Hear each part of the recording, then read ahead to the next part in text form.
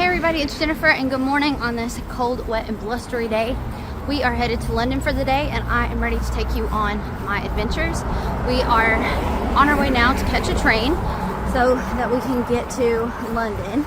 My London videos are not going to be taking the same format as my other videos just because there's just too much to cover and too much to see, too much to do. So I'm just going to take you guys on some things today that I really want to see and that I'm super excited about, and hopefully you'll enjoy it as well. So let's go get our train. We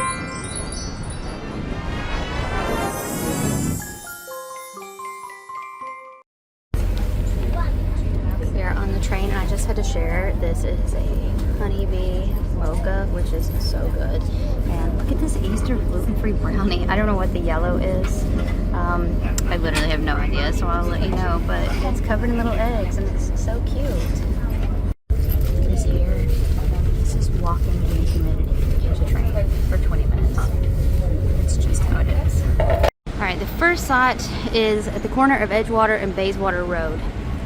This is the site of the Tyburn Tree, and this served as London's main public execution site from the late 1100s to the 1700s. The dates are obviously a bit debatable, so I don't want to give specific ones, but yeah, it's a really kind of strange site, truly, because it's right in the middle of these busy intersections. But yeah, this is, or was, the site of many executions nearly 1,000 years ago.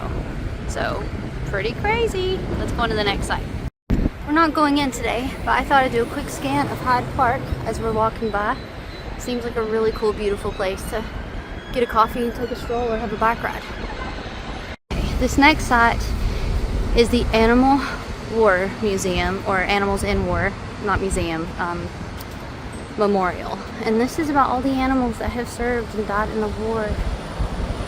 Oh, and it makes me just want to cry my eyes out. Gosh, so fantastic and amazing. Look at this. These people from Hong Kong have remembered this dog. Wow. This is so beautiful, guys. This is so beautiful. It's making me so emotional. I told Alex, like, even though it says they had no choice, like, I don't know enough about horses to be able to speak for a horse, but I know dogs, and I just really believe that if these dogs had been given a choice, if the people had said, hey bud, we're getting ready to go into war, fight for something we believe in, would you fight with us and come with us? I just really think that most dogs would say, yeah man, let's do it. I'm getting so emotional. I know this is ridiculous, but I just love dogs so much. I just think they're so amazing, and we just really don't deserve them. Oh my gosh, what an emotional moment. And what a beautiful memorial. Alright, let's move to the next stop because this is too much. Alright, so here in Hyde Park, this is the July 7th memorial from the July 7th bombings. It happened in this area, right? Was this part of the underground? But like that said, Edgewater Road, so like that's where we just came from. Sorry, Edgware Road. Wow, this is crazy. It's a really nice memorial as well. I want to go show you the plaque.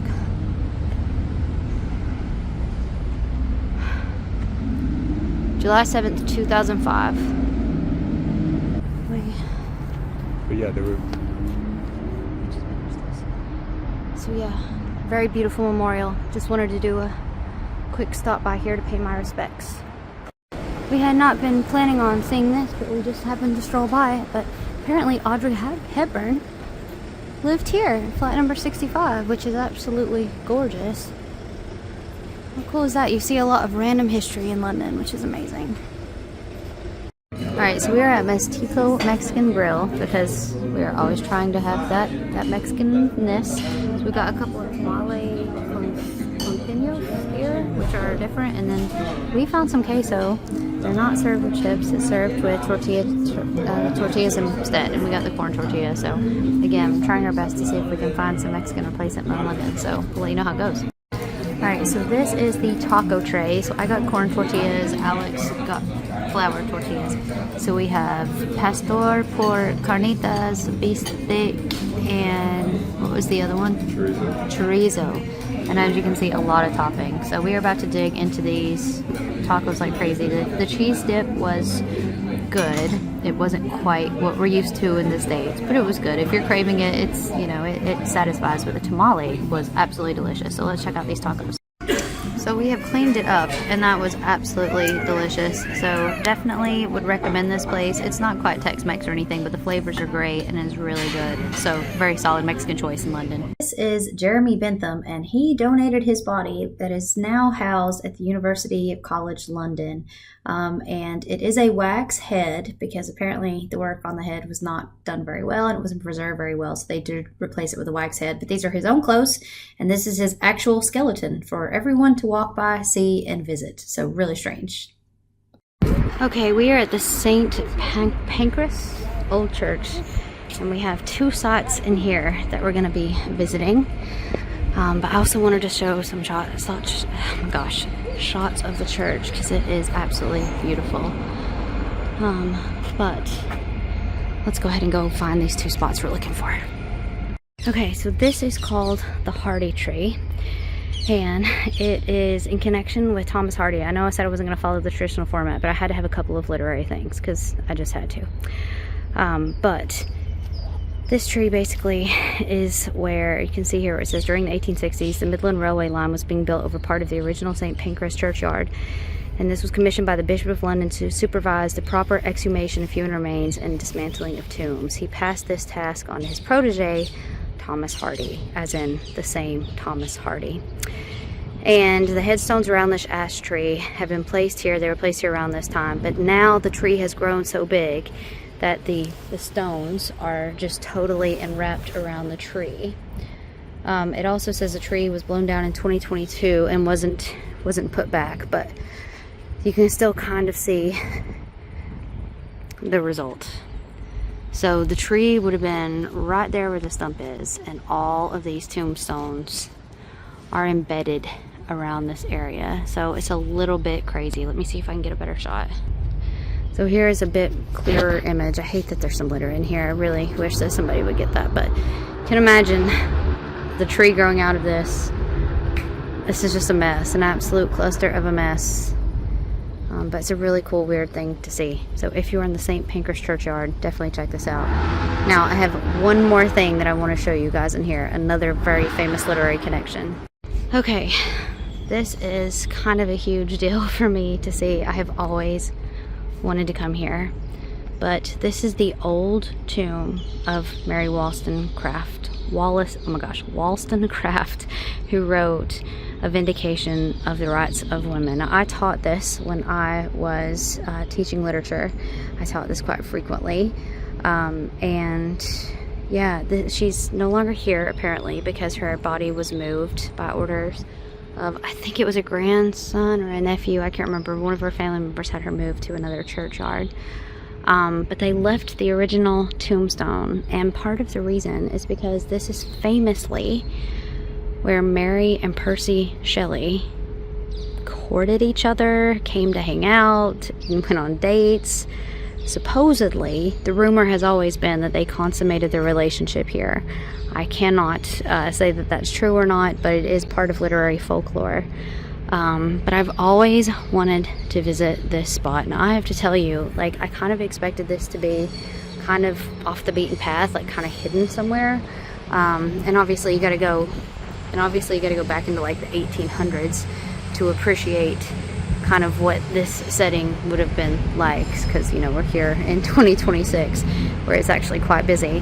But this is a very small churchyard, and this definitely, you know, could have been, I can just almost picture like Mary and Percy coming here and just having really deep conversations and reading poetry, and she felt close to her mother here. And I know it's a weird kind of place to go for a date, but I don't know, there's something about being here that's really, really bizarre and weird. And again, I know that Mary isn't still here, but just having taught about Mary and Percy's relationship and kind of the romantic poets, and also teaching, you know, her mother's work and stuff. Like, this is a crazy, really crazy place to be.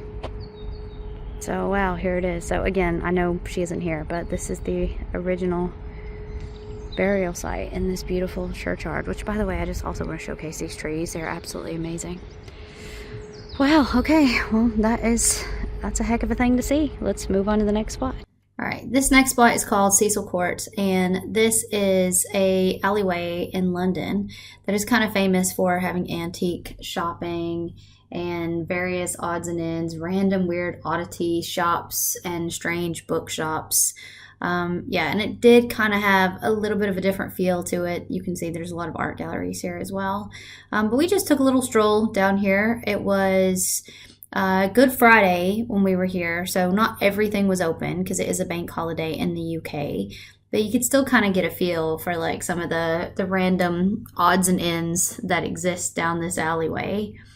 And also, you can also appreciate that this little shopping street is kind of tucked away out of the hustle and bustle a bit. So I kind of felt like I had my own little tour down here. I wish it would have been open because I would have liked to have gone into some of these weird shops. But also, you know, understand that holiday's not the best time.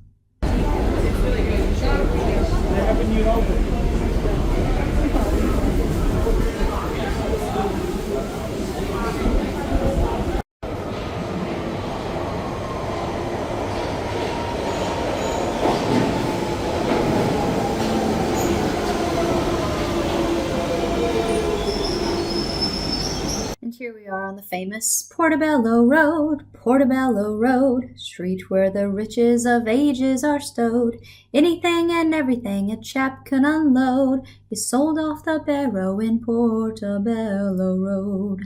You'll find what you want in the Portobello Road. If you are a fan of Bedknobs and Broomsticks, you recognize this, and it has just always been a place that I've always wanted to go. I don't know why, but I've just always wanted to. But it is in the Notting Hill district, so we're going to show you the market in a second and show you a bit more of Notting Hill. But here we are, Portobello Road. This is the house of George Orwell. This was not something that I had on my list of things to see. We were just casually walking by and saw some people taking some pictures of this house. And I was like, why are they taking a picture of this house? And then you see the famous blue plaque. Well, that's because George Orwell lived here. And again, this is what's amazing about being in the UK. You just randomly stroll upon an amazing piece of property that you never knew had such a cool history. So here it is.